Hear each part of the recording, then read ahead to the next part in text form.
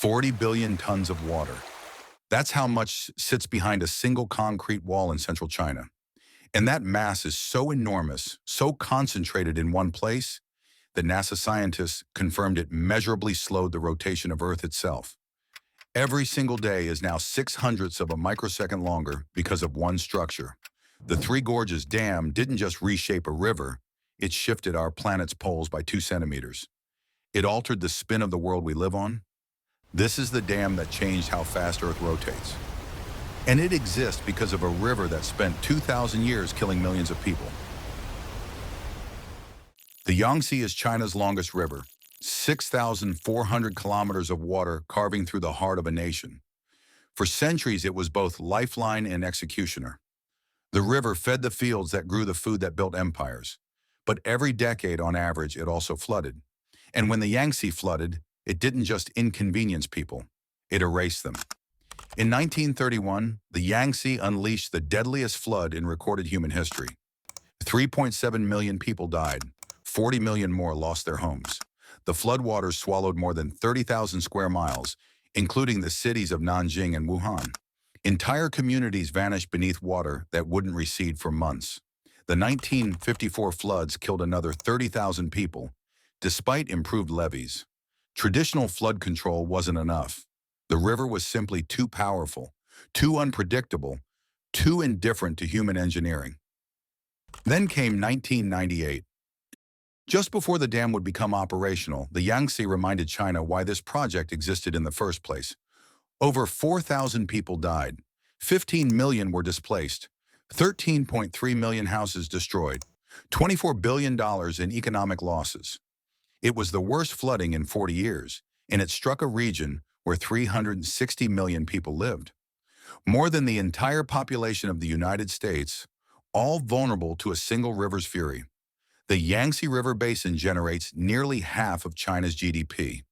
175 major cities line its banks. Every catastrophic flood didn't just kill thousands. It threatened the economic engine of the world's most populous nation. China faced an impossible choice: keep sacrificing thousands of lives every decade, or attempt something no civilization had ever done before: tame the untamable. The dream began in 1919 when Sun Yat-sen, the founder of modern China, first envisioned a massive dam. The idea survived wars, revolutions, and regime changes. American engineers surveyed the site in 1944. Mao Zedong commissioned feasibility studies in 1953. For 75 years, the dream lingered. Too ambitious, too expensive, too controversial. When China's legislature finally voted on the project in 1992, 1/3 of delegates either voted against it or abstained. It was the lowest approval rate for any major project in Chinese legislative history. Even among those who built empires, this felt like hubris. Construction began in 1994, and it would take 17 years to complete. The numbers still seem impossible. 27.2 million cubic meters of concrete, enough to pave a 2-lane highway from New York to Los Angeles twice. 463,000 tons of steel, enough to build 63 Eiffel Towers. 102.6 million cubic meters of earth excavated, enough to bury Manhattan under 6 feet of soil. The finished dam stretches 2,335 meters across the Yangtze. Nearly 1.5 miles of concrete standing 185 meters tall as a 60-story building. Behind it, a reservoir reaching 660 kilometers upstream, holding 39.3 billion cubic meters of water. That's 16 million Olympic swimming pools. But before any of that could exist, engineers faced a problem that sounds like a riddle. How do you build in the middle of the world's 3rd largest river while the river keeps flowing? The answer took 3 years and required splitting the Yangtze in half. Workers constructed a longitudinal cofferdam on an island in the middle of the riverbed, forcing the river through a temporary diversion channel on the right bank. On November 8, 1997, the Yangtze was officially diverted. For the first time in geological memory, part of its ancient bed lay dry. And in that dry riverbed, workers began pouring concrete that would change the planet. The foundation itself nearly killed the project. Engineers discovered the bedrock had what they called a potential slide surface connectivity rate of 82.9%. In plain terms, the rock wanted to slide. The shear strength was dangerously low. If the dam had been built on that unstable foundation, the entire structure could have slid into its own reservoir, releasing 40 billion tons of water onto the 400 million people living downstream. The solution required injecting massive curtain grouting deep into the fractured rock, sealing cracks and stabilizing the foundation. Workers drilled thousands of holes and pumped concrete into the earth itself, essentially rebuilding the geology beneath where the dam would stand. A complex system of drainage galleries and anchors transformed treacherous rock into something that could hold the weight of the world's largest hydroelectric dam. Then came the spillway problem. During major floods, the dam needs to discharge water at rates that seem fictional. 116,000 cubic meters per second. That's the largest discharge capacity of any dam on Earth. But water moving at that volume and velocity would erode the dam's own foundation, undermining the structure from below. Engineers designed a three-dimensional staggered arrangement of orifices, 23 bottom outlets, and 22 surface sluice gates working in coordinated sequences. Concrete chutes hurl the discharged water over 100 meters downstream, far enough that the violent impact zone stays safely away from the dam's base. The powerhouses alone required innovations that didn't exist when the project began. 32 main turbines, each generating 700 megawatts, each weighing approximately 6,000 tons. No factory could build components this large and transport them to the remote site.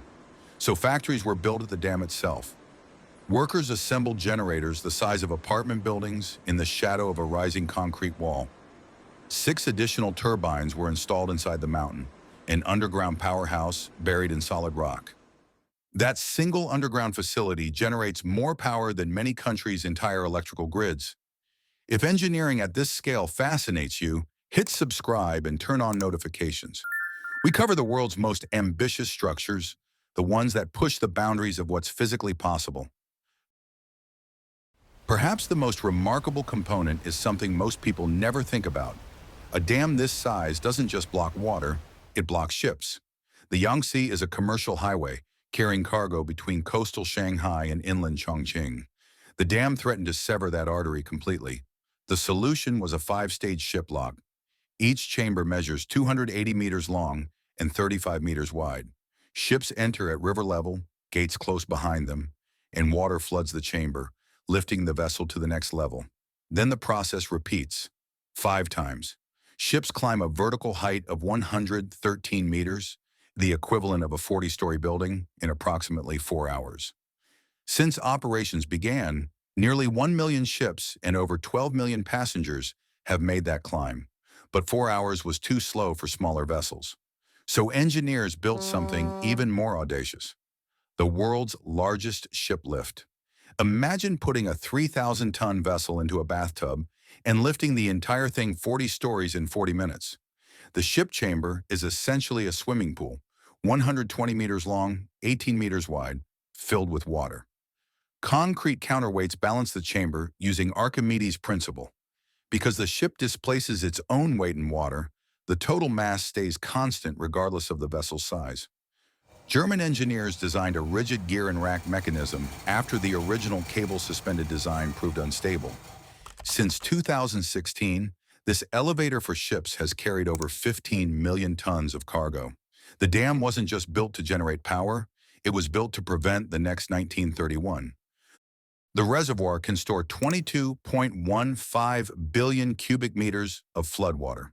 Before each monsoon season, operators carefully lower the water level from 175 meters to 145 meters, creating buffer capacity for whatever the sky delivers.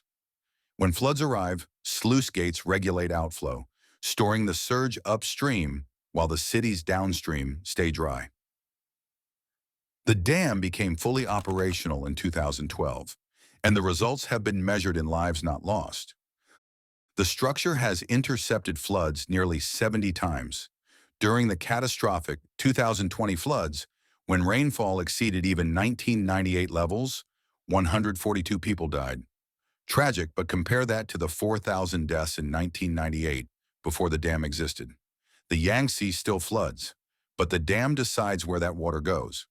Since 2003, the Three Gorges Dam has generated over 1.7 trillion kilowatt hours of electricity. That's equivalent to saving 550 million tons of coal and reducing carbon dioxide emissions by 1.49 billion tons. The dam recovered its entire $37 billion construction cost by December 2013, years ahead of schedule. Ocean-going freighters can now travel 2,250 kilometers inland from Shanghai to Chongqing. Total cargo throughput has exceeded 2.1 billion tons. China has since built 5 more megadams on the Yangtze, creating the world's largest clean energy corridor with a combined capacity of 71.7 gigawatts. But the dam's legacy isn't measured only in electricity and cargo. 1.3 million people were forcibly relocated, the largest peacetime displacement in human history. 13 cities vanished beneath the rising reservoir, 140 towns, 1,350 villages. Communities that had existed for centuries disappeared underwater.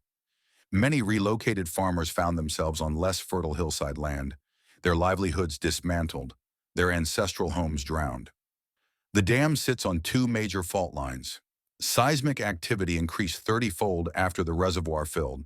Approximately 3,400 earthquakes between 2003 and 2009.